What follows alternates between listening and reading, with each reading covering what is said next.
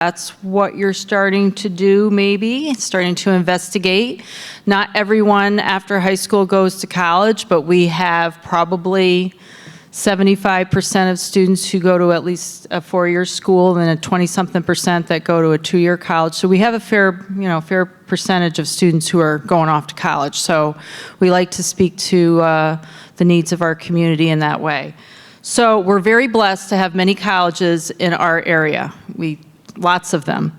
And we lean on them quite a bit for resources and presentations and expert help because, we know a fair amount, but it's always nice to get somebody in from the college community so they can help answer questions and present things and, just kind of hear it from another perspective. So tonight we have Katie Lesko from Maria College. She's the director of admissions there. We've known Katie for a long time. And she's been part of our Guilderland community, presenting in many different ways. And so we're really, she's Mrs. College when it comes to knowing a lot of things about colleges and so forth. So we're real happy that she's here again tonight. So Katie, I'll turn it over to you. So I'm going to see if I can actually take this off the thing, and I can. Perfect. So my name is Katie Lesko, and just to give you a little bit of a background, I work at Maria College now, which is next door to St. Peter's, most known for nursing and healthcare management. But I've done admissions work for about 20-some years. I was about 16 years at Siena, and then I was another 6 over at St. Rose, and then if you add up to my year or so in admissions at Maria. So my own trajectory, my father one day asked me if I majored in high school to get my job, right? Because that's what I work with. I work with a lot of high school students. For my own background, why I went to Maria in some ways was because it was an opportunity to be able to actually work with adult education. There's about 36 million students out there that have started college and have not finished. 36 million. That's a lot of students. And so it's why I'm so passionate to talk to you now, because this is the beginning of a process to be able to graduate with a degree. And the idea that I want you to hold on to is about getting out of college, not just getting in. So holding on to that, because otherwise you're gonna maybe join the other 36 million. So I came over to Maria because we do a lot of work with adult education, and so I'm able to kind of understand how the barriers work. And to be honest with you, most of them are similar to what you all experience anyways. It's just a different age bracket. So it's been a neat topic for me, and I think it actually even gives me a better conversation for all of you, because I can see what happens to the 27-year-old or the 45-year-old that comes back and decides to change a career. It's been enlightening, to say the least. So I'm going to say, slide, please. So I like context. And the slide will come up. So I like context. So what we're really starting out with in this conversation is a fit conversation. Everybody says, there's a perfect college out there. You're gonna find a perfect fit. I do not believe there's a perfect fit. I believe searching for college is like marriage. You deal with what you got. No, you find something that works good, something that you can be, in a relationship and enjoy. And then if you don't like it, you can always transfer. So that's the point, right? But the point is that it is a fit, and there's 3 frameworks that I want you to think about, right? The first framework is your academic fit. So those are some of the characteristics, and you'll see each of these boxes has a little ... because we live in the et cetera, right? There's so many things in a list that you can't list them all. But the academic fit has 2 components to it. It has your academics for the students in the room. What classes have you taken? How well have you done in those classes? What's your academic profile? Your academic fit is going to be your interest in what major you're thinking about or what career you'd like to explore. So you're going to build an academic profile. And these are some of the options that you'll think about when you build that. Colleges also have an academic fit. So when you're building that academic profile, you're actually building something to go searching with. And the college will have an academic fit as well. Colleges and students match up in one of 3 ways. They match up in a reach, a match, or a likely. And there's actually some definitions behind that. And I tell you this because when you go into the college search, sometimes it's like, I don't even know where to begin, right? And this framework gives you a place to start. But that reach, that match, and that likely. So when you're a student applying to a school and academically you match up and you're in the bottom 25% of who gets accepted to that school, your academics are the bottom 25% of who gets accepted, then that's a reach school for you. That's a school that you might not be likely to get into because only 25% of the people with your profile can get in. A match school is when your academics are about 50%. You match up, right? So 50% of the pool gets in with the people who have a similar GPA and academic profile as you do, classes, things like that. And then if you're the top 25% who gets in, then that means it's a likely school. And I always say likely because you never know, right? But a likely school. And you match up in one of those three ways. So every college that becomes a college you put on your list, you should know, is this a reach, a match, or a likely? And why is because you can then put your application together, and we'll talk about it, to be a stronger application. And that's really what you're doing. You're building a profile, you're building a stronger application. Any of the parents in the room that bought a house, you have a mortgage, you have a financial portfolio, you have a profile, right? And so you want to make sure you're building that strong profile. And that's what happens when students put their application together. So your academic fit, you have your financial fit, and then you have your social fit. The financial fit is a personal family conversation that you have to talk about finances. People wait sometimes too long, and people also only lead with finances, and those are the two things you should never do. You should never only lead with finances, and then you should never wait too long to talk about it. But there is a financial fit.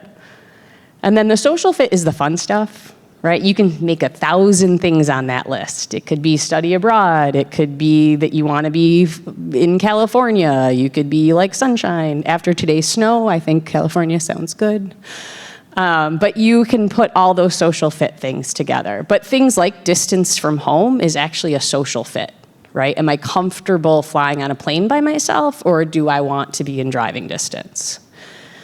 And if you can go to the next slide, please. Nope. Back one, please. All right.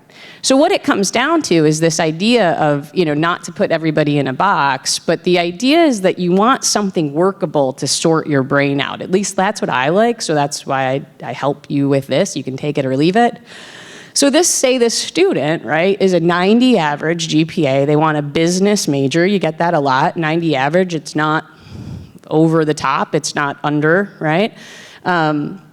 They like design, though, too. They like art, marketing, those types of things. They like a big city. They want a big city. They like their sports teams.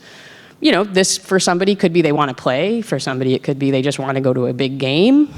But you should have this sort of concept about yourself up on top, right? Thinking that through. And then you're going to build your college list. So there's college A. My profile means my academics. You'll definitely start to learn more about who you are as an academic student through this process. And the reason why I put words like reach, match, and likely is because your profile as a 90 average for that first college A was a reach, right? So you're matching up in the bottom 25% of who they accept, but they have your major, right? So that's a driver for a lot of people. So the top column should be the things that drive your search, the things that you care about. Profile, major, maybe there's talents or sports or clubs that you like. Your distance from home, and I'm telling you that is a true factor for many people. Your financial cost, your internships and your location. And I say internships and location because we do a lot of times think about careers we want to go into when we're looking at colleges, and so you want to make sure that you have exposure to something in that place. And then I put down the college reasons that impress, and I put them in quotes because sometimes you have to do a little digging to see what's the proof behind the pudding there, as my mom would say. But you could list so many things on that, things the colleges have already told you that they're really good at. And you're gonna test that hypothesis, right? And there's lots of things to put in there. The other thing that you're putting in there is things that matter to you. That column actually helps you start to build what you care about. And when I say you, I do not mean the family. When I say you in this one, I say the student. Internalizing the goal of how to pick a college, why to pick a college, where you're gonna go to college, is the most important thing to do in this process, is to have the student drive some of this conversation, most of this conversation. And we'll talk about that a little more. But on the surface, when you use this framework, on the surface, maybe College A is like my dream school, because there's dream schools out there, because it's the hardest one to get into. And if I can get in there, I can put that bumper sticker on the back of my car. So that's like so hard to get into, and I really want to be there. But it's a reach in other categories. It's a reach financially. It's a reach in social activities. The next college, you know, that reaches in a couple ways, right? I mean, the major is a reach, so maybe that's not going to be a good fit for you. The distance from home is too far, or maybe it's too close. The internships seem to be a reach, but also you've done enough research that you can figure it out. And then the third college has no reaches at all in it, and has some likelihoods plus like an honors program, so it makes you, you know, more connected. At first you go into this process thinking maybe College A is the only place that you ever want to be, but if you do this kind of grid, sometimes you can see things jump off the page. But you can also see how lots of things go into this decision. It's not just financial, it's not just academics, it's not just the career job placement. Those things can matter, and then you find them out at all the other places too. The other reason why I put that college reasons that impress list in there is because most likely those other two colleges have study abroad. But the one told you they had it. And so you've got to do some digging in those other college search processes to get all that stuff so you understand, do they have what I want, right? And each of those colleges that I'm looking at. So this is a nice framework to jump off from so it doesn't feel as overwhelming. If you want to go to the next slide for me. The college search process ends up coming down to 4 bullet points. It's pretty simple. You're researching, you're visiting, you're talking, which sometimes is the hardest part, and then you're still focusing on your school and your life. Because you don't not become a student, right, when you're going through the college search process. You still have to focus on all that other stuff while you're doing this. All of you being here today gives you about a year and a half to be able to really think about it, right? You're jump starting all of this, which is a huge compliment to yourselves for being here. But you apply, typically speaking, you're doing that research and stuff in the junior year, and then you apply in the senior year, fall.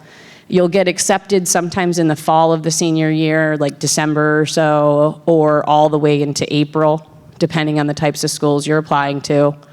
And then you're gonna pick a college, hopefully by May 1st. So May 1st used to be like National Candidates Reply Dates. That's what they called it, National Candidates Reply Date.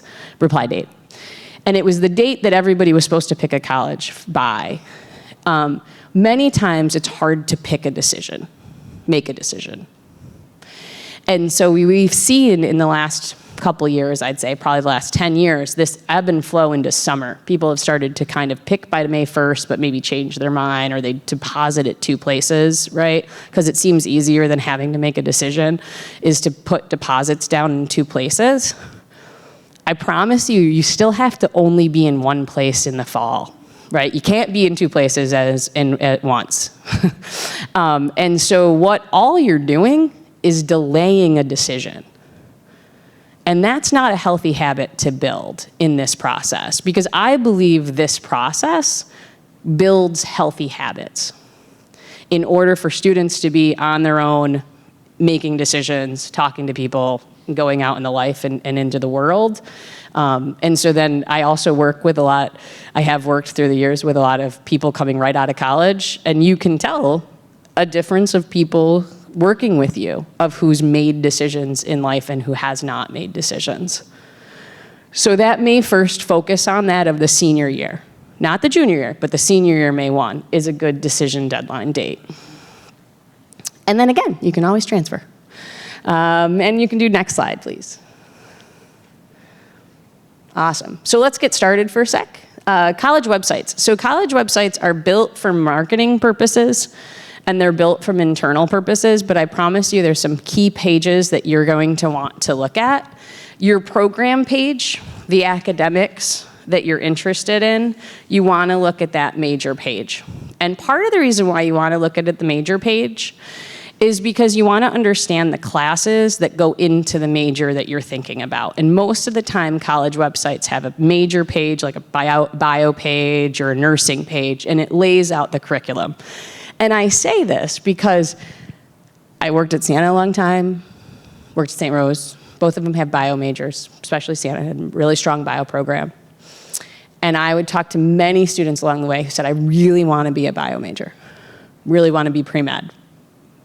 Now I'm at Maria, I really want to be a nursing student. There's so many jobs in nursing, I want to be a nursing student, but I don't like science. I want to help people, but I don't like chemistry. Like, despise chemistry. Don't even want to take chemistry. So nursing students, bio students, you can't get through it without chemistry. You can't get through it without bio. You can find a lot of helping professions in the world that don't mean that you have to be a science major. There is a science component to nursing that is unmatched, I would say, because you have to be in the sciences and you have to still like people, right? So those college websites, where to go, programs specific to see the type of classes. I work with a lot of students where they don't know what major they want to be. So I say, look at the college catalog, see what classes look interesting to you.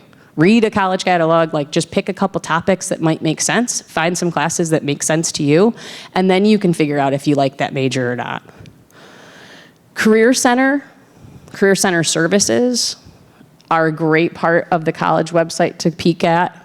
Admissions requirements are typically on the college website as well.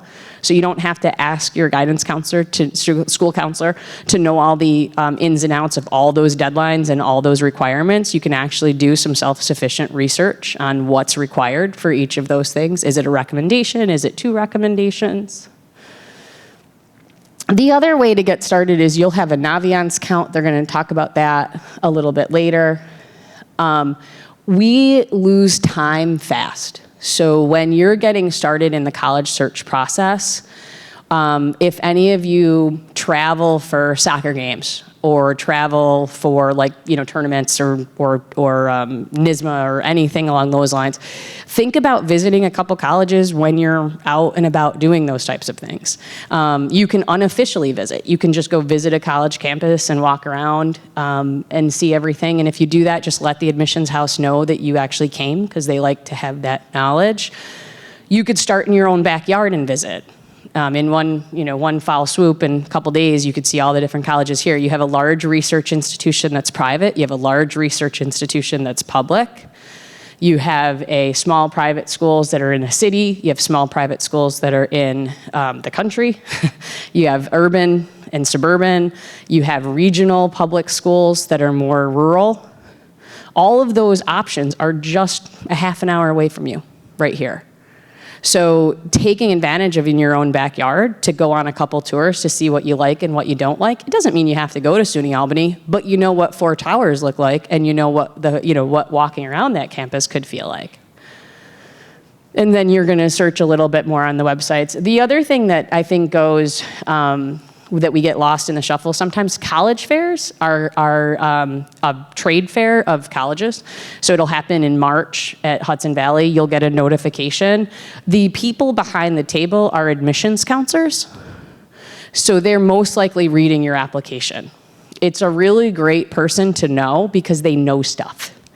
about the school. They know the application requirements. They're going to help you, connect on all those levels to the faculty members that might help you explain that major a little bit more, or to the Career Center director to talk more about the internships. So those admissions people that are behind the college fair, or they come to the mini fair at the night fair at Guilderland, those people are actually decision makers. They love it when you communicate, not all the time. You don't need to send an email a day. But they love it when they get to meet a student that is memorable, right? That's what we're in the business of making relationships. This whole thing's about making relationships. The other thing I will always say is sidelines conversations on a soccer game about where your cousin went to school, or one person's opinion about a college should never taint your college search, right? So we share a lot of things because we like to know stuff. So we're gonna hear that so-and-so went there and it was really bad. It was awful. They had the worst experience. Or so-and-so went there and they loved it. That's the only place that John's gonna look, and that's exactly where they have to go. I promise you, every student's different. And if you have siblings that have gone through this, you know what I'm talking about, because your children are very different. So if you've done it once with one, it's different with the second one or the third one. So it's always good to take that information in, and if you hear it 3 times, it begins to be true. But don't let somebody take away your liking to look at that college just because they didn't think it was a good one for you. Grandmas are really good at that. Slide, please. Awesome. So I gotta check my screen. So this is application and transcript and SAT optional or recommendations, and the little thing that's cut off is an essay. So those are the 5 things that go into an application. You'll have other presentations later on about exactly what those pieces are. So this is a really quick overview, but essentially your application tells the demographic information. Your transcript tells us how well you did in school. We see the classes and the grades at the end of the year, freshman year, and then we see classes, grades at the end of the year, sophomore year, classes, grades at the end of the year, junior year. And the reason why I repeat that and reinforce that is because if you don't do well on one test, we don't see that. If you don't do one on one third quarter grade was awful for you, admissions doesn't see it. We see a collective work. So don't get all so nervous about that one test that you're not gonna do well on, because we don't see that part. We see a collective work of your GPA. We look for trends that go up, and we look for strengths of curriculum that matches your wins. The SAT and the test optional, all the colleges now, most of them, because the God love the pandemic, it threw us into a place to say, you can't have testing centers, you can't have requirements to have a test. Some colleges need it to come back, so MIT brought it back. They were like, we can't make decisions without it because the pool is so big. It's one thing that we know it's helpful for our decision making and admissions. Admissions people cast a net of acceptances to get a pool to come to them. And we put these criteria in place to make the best decision for the student to graduate from our institution. That's why this stuff matters, because we want you to graduate. You want to go to the next slide? And so that's why it's about getting out.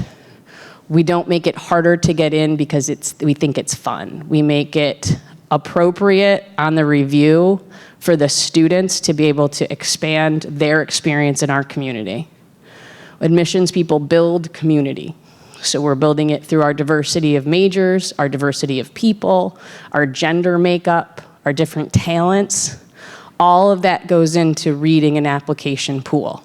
I say that, and I also say we don't compare you to another person. Everybody thinks if I'm getting in, then somebody's not getting in.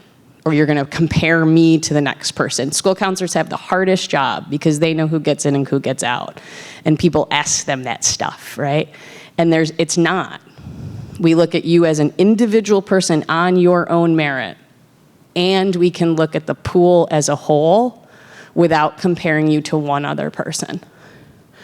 Admissions decisions are arts and sciences of building a class to bring in the strongest class that you would want in all of those aspects. It's actually a really fun job because we get to meet students along the way.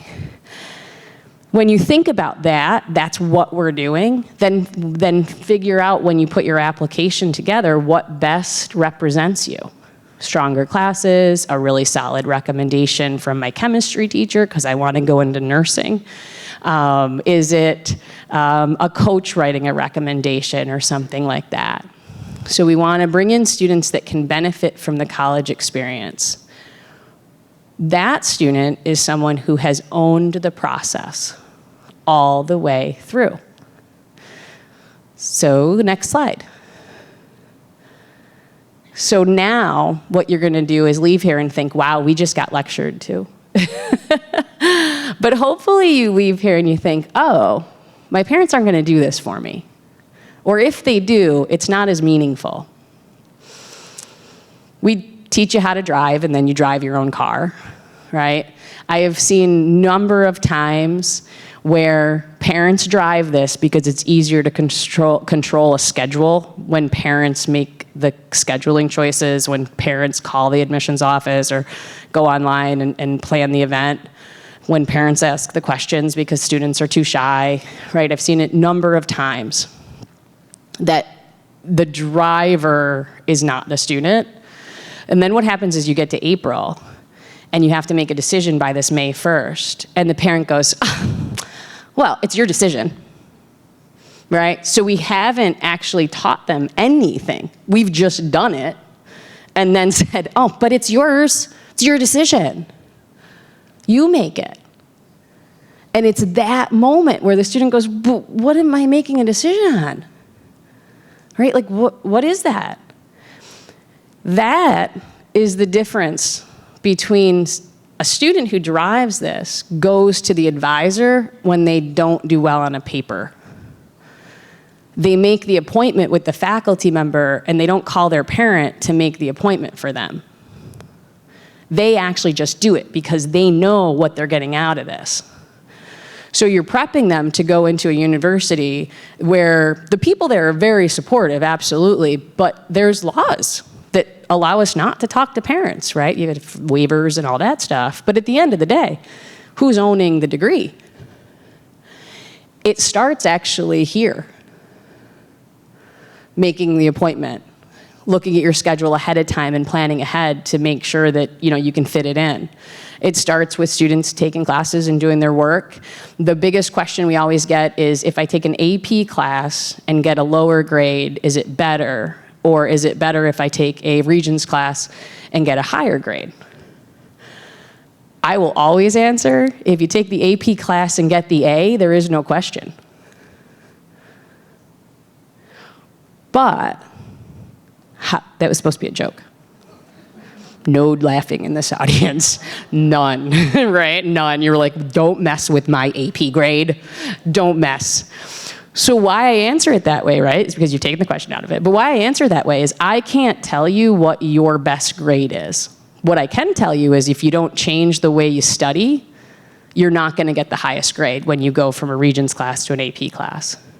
Changing the way you study and understanding how to read material is the best skill set you can bring to the college classroom. So take the AP test, but make sure you've changed your habit. I promise you, you won't get a C. And a B's not bad. And if you get the A, you win, right? So in some ways, it's about, I can't give you permission to not do your best. But it does change when you take higher level classes, just like it changes when you end up in college. So that spring of junior year, you're planning. It's a lot of planning, it's a lot of research, it's a lot of passive kind of information. You can visit places. Summer of the senior year, write your college essay over the summer, even if it's one that you put away and you never use it because you had inspiration happen. I promise you it's an argument that becomes a thing, and it should never be a thing. It's one of the many factors we look at, so it doesn't have to be the end-all be-all, I I don't know, next great American novel, but it can be something that you really can use to shine when you spend some time with it. None of us write well when we write tired. None of us write well when we write rushed or fast. So it's really good to take some time and think about it. You do have a lot of things to say, and the questions on the Common App are easy to find. Practice now, right? Just thinking through topics. I had one student that I worked with who was in an ATV accident, and he said to me, well, all of my friends, because College Search runs with lots of friends, all my friends told me, aren't they so excited? Aren't I so excited because I have an essays topic? And he almost lost his life, right? He's like, the last thing I want to write in is my ATV accident. I said, then don't. What do you want to write about? He said, well, I teach Sunday school. I said, awesome. We would be happy to hear about that. Because he was not passionate about what happened. Now, we talked about this awesome little pocket in the Common App application, which is other information that might be helpful. We needed to know he was in that accident because there was a break in his academics that was a little bit off, and it didn't make sense. So we need that information when we review a file. But to have it be the passionate essay that he wanted to write, absolutely not. He wrote a great essay about why he likes to teach school, like Sunday school. If you notice the bold ones, that's really all you have to pay attention to. It's a great thing. Schedule your dentist, hair, or doctor's appointments in your senior year. I challenge all of you to try it. And I say this because, you know what? That's life. And so part of this process is making sure that you're taking care of yourself, your health and wellness, because when you get to college and it's really stressful, you might not know how to schedule an appointment to the counseling center. You might not exactly know how to do those things. And if you practice now when you've got this safety net, it's an easier way to do it. You become more independent. Plus, it's easier for you to just take care of your stuff for your parents. Right? And then the spring of your senior year, you're gonna meet with your counselors and your admissions counselors again. So you're meeting with people and then you're just working this through. The other tip of advice I have is, and I don't know if I bolded it. I didn't. So it means you don't have to do it if I didn't bold it. I would try to plan a college talk time. So my sister and I went through this process at the same time. I have a stepdaughter that's now 26. I promise you there's another end to it. It's wonderful. And my nephew is also 26. It's wonderful to have a girl. So my sister went through it, and Patrick just was not paying attention, right? God love him, but he was like, Mom, I do not want to talk about college. I don't want to talk about it. I want to go play with my friends. I want to go play sports. I want to do this. Soph and I sat down and we had like a scheduled time, Sundays at 2. We'd go to the coffee shop, sit for an hour. I'd do work, she would do research. And we started that in March of her junior year. It does help because I do know information, but you all know how to research on a website or you learn it together, right? But we designated that time, about an hour.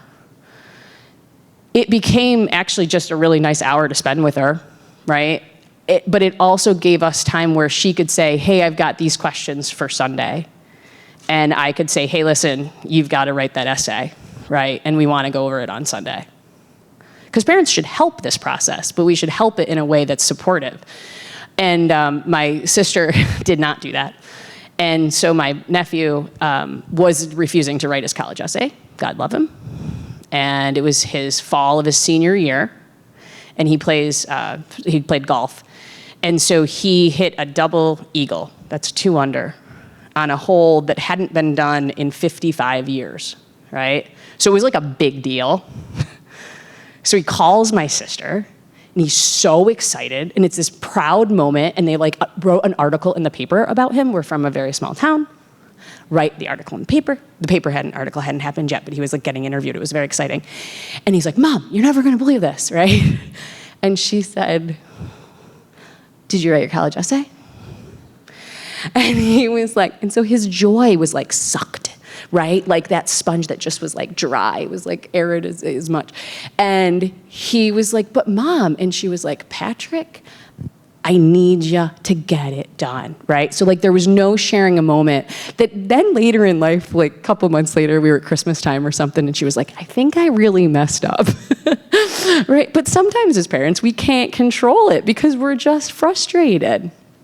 And one night, I got a Friday night phone call with a girl I was working with who wanted to go to the homecoming dance, and her mother was mad because she hadn't written the essay yet. I was at work late for some reason. They called, I picked up. That's always fun.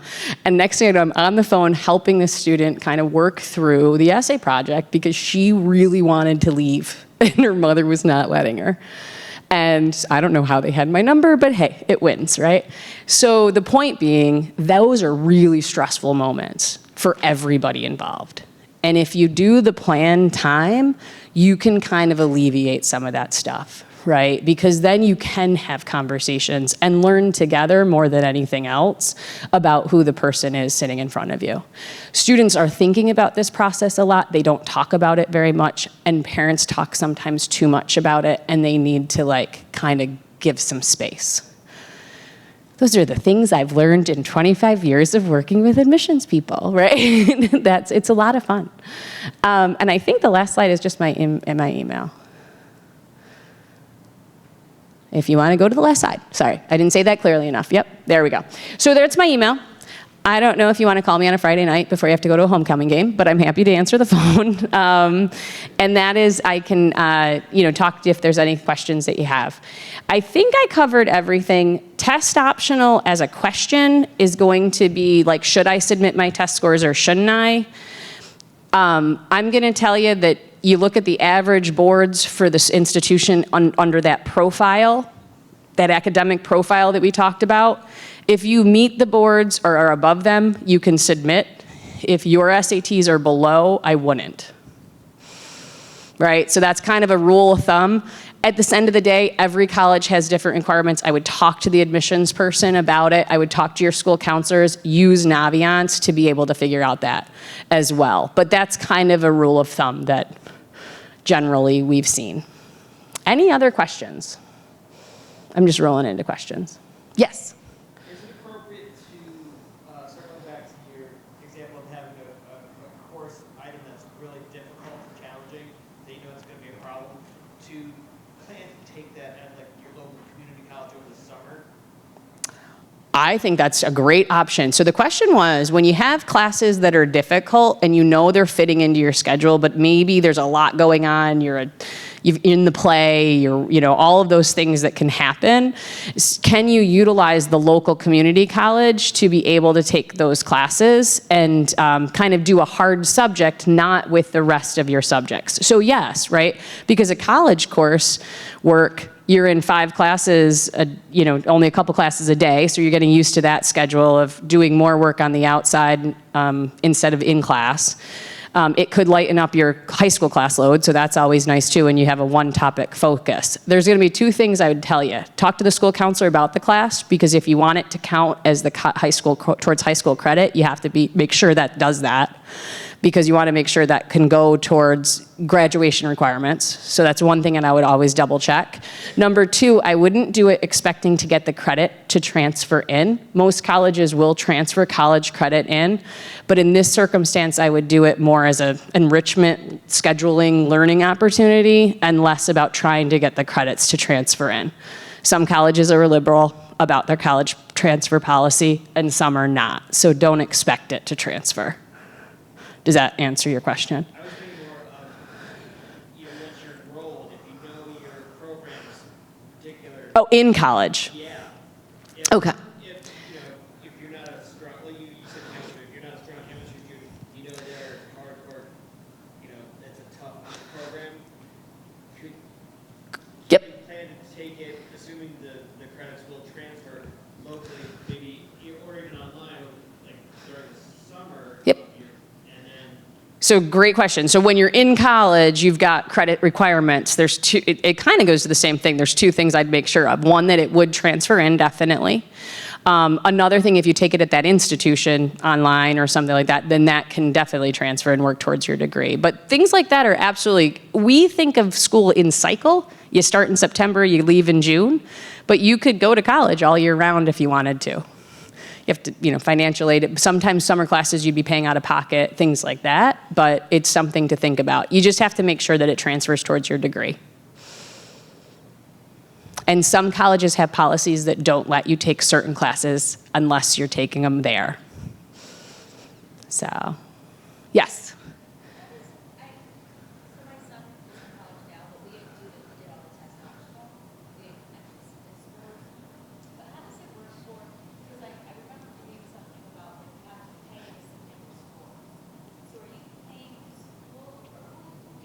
Sure. So when you put your application materials together, you pay College Board to send your scores to the schools electronically. So you don't pay like the individual schools to get the scores, and you don't pay Guilderland to send your scores, but you send the money to the testing agency and they submit the scores to the schools.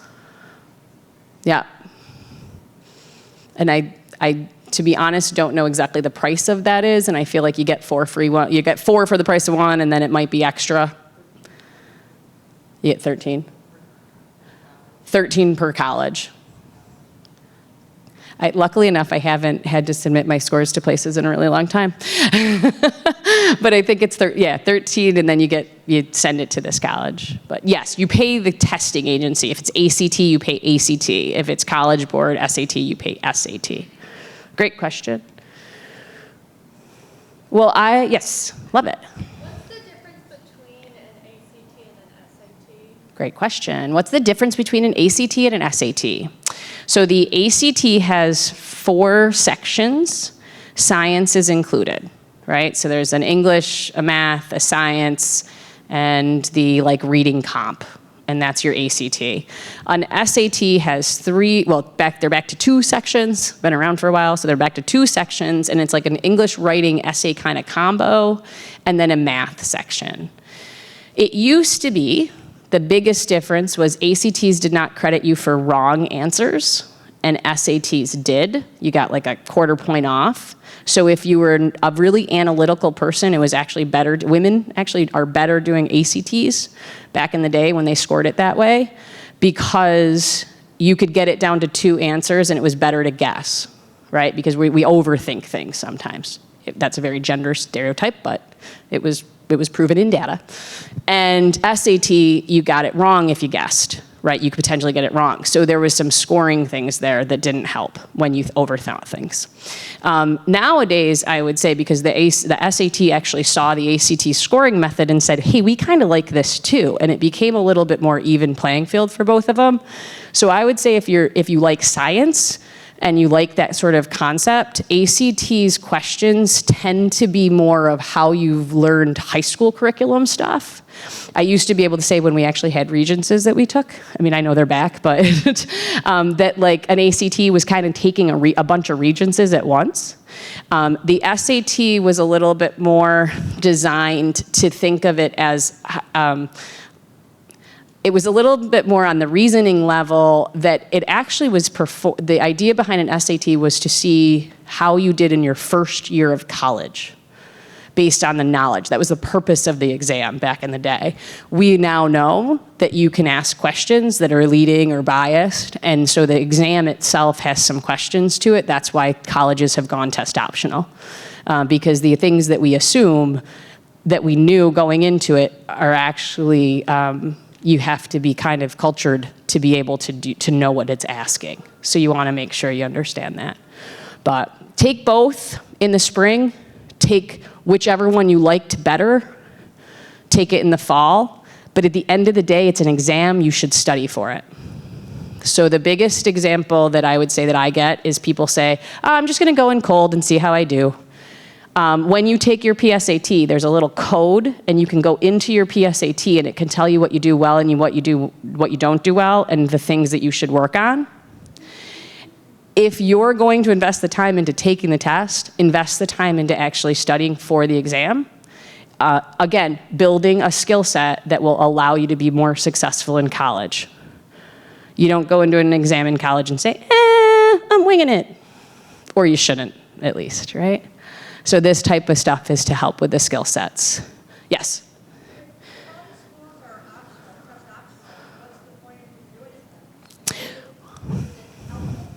Great question.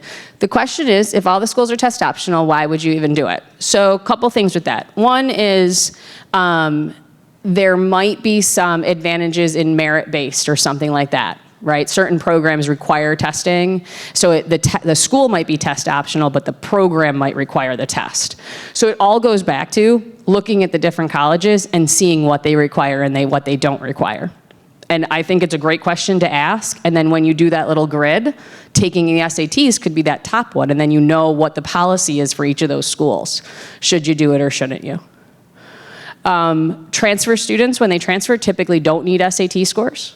So that also gives you that option to say, well, if I'm planning to go to Hudson Valley or Schenectady and transfer in, I probably don't need them in a couple years. But the other reason why to do it is there could be more merit scholarships out there, and the people who haven't caught up are some of those scholarships, the private colleges, or private scholarships, not colleges, but private scholarships, where they might require an SAT to get like additional funding or something like that. So it's just good research, yes. No, and that's why it's nice that you request it to be sent. So it used to be back in the day, high schools would put them on their transcripts and let it go. And if you have a financial circumstance, I'm sure the high school could work with you to get the to get things to the colleges that you needed. But it's better for you to control that if you have the financial means to control that. If you do well, you share it, and if you don't have to. Exactly. Yeah. And we'll see what these next couple of years, it's an interesting world. We'll see what the next couple of years, if retention rates of people who came in with COVID forced test optional, graduation rates will come out in 2024. So we'll see how many colleges go back to requiring testing as part of their predictive models. But we don't know that yet. So enjoy the ride. All right. Love it. Thank you all for listening, and thank you for laughing when I told you to. So I just realized I didn't introduce myself. Well, I'm Karen Murphy. I'm one of the high school counselors. We have Ryan Nolan here, another high school counselor. Ashley Kaplan is at Command Central up there. Candace Galarno is in the back. Lynn Baumgartner and Amy Knapp are not here tonight. So, what are we doing, Ashley? All right. So I'm going to do a helicopter ride over Naviance. So if you don't know what Naviance is, trust me, students, you've heard it. It's a career college program. Katie mentioned it in her presentation, but I just want to highlight a few things. We are going to be working on this program this year, specifically next year as well. It's a real useful tool. So students are going to go to their bookmarks on their Chromebook, and you're going to scroll down and you're going to find Naviance, and you're going to click on that. I see it.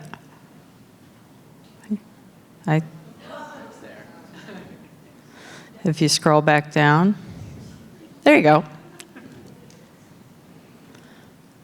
Okay. So we have a pretend account. So students would find Guilderland High School. You're going to click on the student button, and students click on continue with single sign-on. If you don't have a username and password, it's okay. You click on single sign-on, that green bar. Ashley might have to use her password and username just because of our pretend account.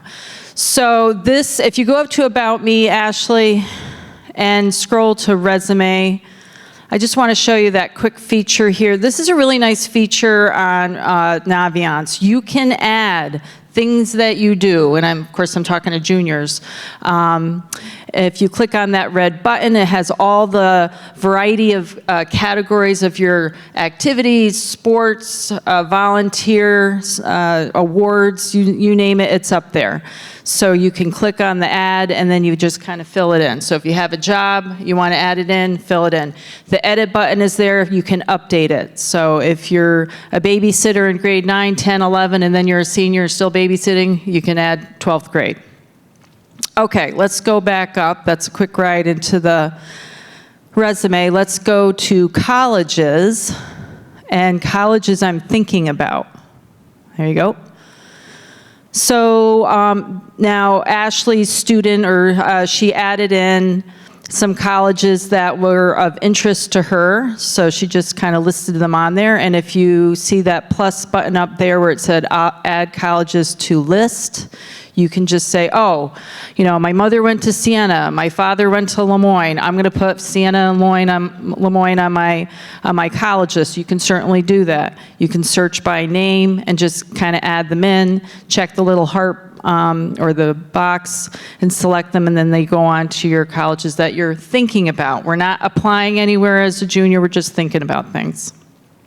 Okay, let's go back. And let's go to, where's advanced college search? Oh, there you go. So this is kind of what Katie did with her chart. You know, she's got the fit, the academics, 4-year, 2-year.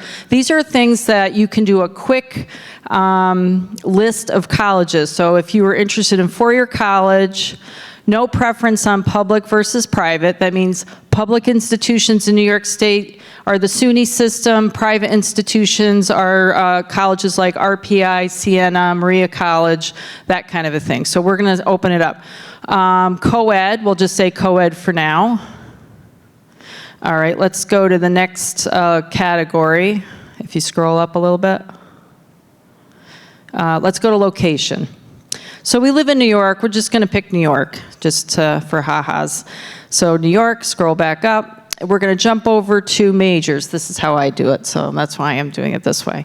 So here we're going to, in the major search, you're going to put the name. So you could really pick anything. If you were thinking about, let's pick nursing. So just say nurse, because we heard that before. Okay. And we're going to scroll down. Now you can see there's lots of types of nurses. What I tip it for students who are interested in nursing, where it says registered nursing, registered nurse. And then we're going to go to add selected. And then we're going to scroll down. And we're going to view our matches. So 4-year colleges, co-ed, New York State with nursing major. And here's the list. So there's quite a few of them. So any ones that kind of pop out at you and you're like, oh yeah, I've heard of that one. I think I'm interested. You can check the box and then you can bring it over to the list of colleges that you're thinking about. So this is a very helpful tool. You can go back, you can make the list smaller. You can say, all right, I want to see only colleges that accept 25% of students. Those are the more selective ones. You can change that under the admissions section of that search and do a rematch of it. So that's something that juniors and parents can work on. Okay. Was there any other features of Naviance that we want to highlight quickly? Because I know we're getting pressed for time. Oh, documents shared with me. Thank you. So here we load in the junior unofficial transcript. It's not there yet. It's going to happen later this school year. And this will be your, you'll get a chance to look at, all right, what are my grades in grade 9, grade 10, and then grade 11 to date. It'll give us, it'll give you a cumulative GPA that gives you an idea of where you are at that point. It's not your final GPA, because your final official GPA gets calculated at the end of junior year. In the beginning of senior year, you get that. And that's where you would find your senior initial transcript when you're in the fall of your senior year. So we got some time on that. So this year is really the last year that you can change your overall grade point average. So no pressure. So do the best you can, and you know, and you will, and you'll get a nice cumulative GPA. So when you apply to college, that'll be a strong showing for you. Just a quick highlight of the rest of the school year for juniors. Where teachers are going to be recommending high school courses in December. We see students in January. We pick classes for senior year. Senior year is just as important as every other grade in terms of courses and your schedule. So we're not going to have 6 senior off campuses and just show up for a few things. You're going to have a full schedule for the most part. You're going to have some extra free time if allowed. And then we will meet with students and parents in January, February, early March time, where we do a junior conference, and we go over all of this stuff. And we're gonna be sending out emails with information about testing and getting into those conferences and all of that. In the meantime, if you have a question, how do I get into Naviance, or I tried getting in and I can't figure it out, you're gonna email your school counselor. We're gonna see you during study hall or homeroom. We're gonna show you, and then you can take care of that. Any questions about Naviance or anything that Katie presented, or anything that has come up at this point? No? Well, thank you for coming out. I really appreciate it. I know we gave you a lot of information, so this is a fun process, and like Katie said, you can start visiting colleges locally because we have so many of them. So have a good night.